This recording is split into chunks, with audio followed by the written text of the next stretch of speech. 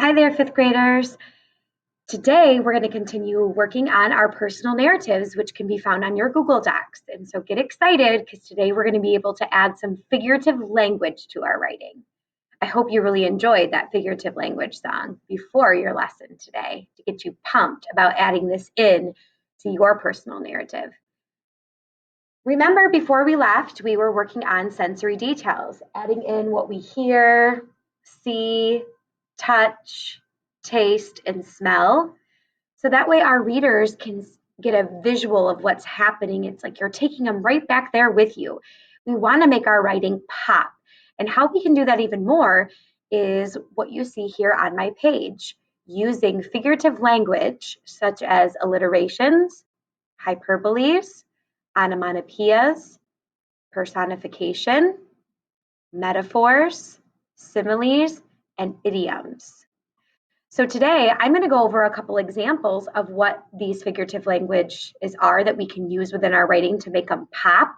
And then you're going to write some practices of your own and then add them into your writing. So if we look up here, an alliteration is when there's a repetition of the beginning sound in a group of words. So for example, it says, she sells seashells by the seashore. There was a repetitive S, S, S, S. That is an example of an alliteration. Maybe you might be able to fit one of those into your writing. Next, we have a hyperbole, language that uses an exaggeration. So when we said the trip felt like it took 1,000,000 years, okay? This one says, I told you 1,000,000 times to pick up your room. Obviously, mom didn't tell you 1,000,000 times. It just means she told you a lot. So we exaggerate the big picture with a hyperbole. You might have an opportunity to add one of these in your writing. The next one we have is onomatopoeia, which you should know what that is when we're adding a sound, but we describe the sound. So it says, the slithery snake hissed at my brother at the zoo. Some of you are already adding these onomatopoeias into your writing because of the hear sensory detail. The next one is personification, language that gives human qualities to objects or animals. So my bed was calling me while I was doing my last homework assignment. This one can be tricky. So we have to look, does a bed really call you? No. But it's making it so the bed has personification because it's the one doing the calling. This one we're going to work on a little bit more as we continue working on figurative language. Probably one maybe you're not as familiar with. And then we have metaphors and similes, which we've talked a lot about. So a metaphor is comparing two unlike things by saying one is the other, okay, without using like or as. We do not use like or as when we use metaphors, only with similes. So the example of the metaphor is standing next to his baby brother, Carlos, is a giant.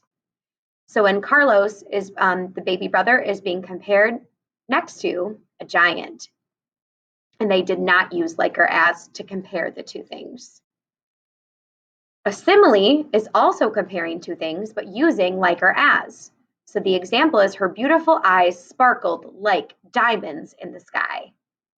And we've had some practice with this, and some of you have already added metaphors and similes within your writing already.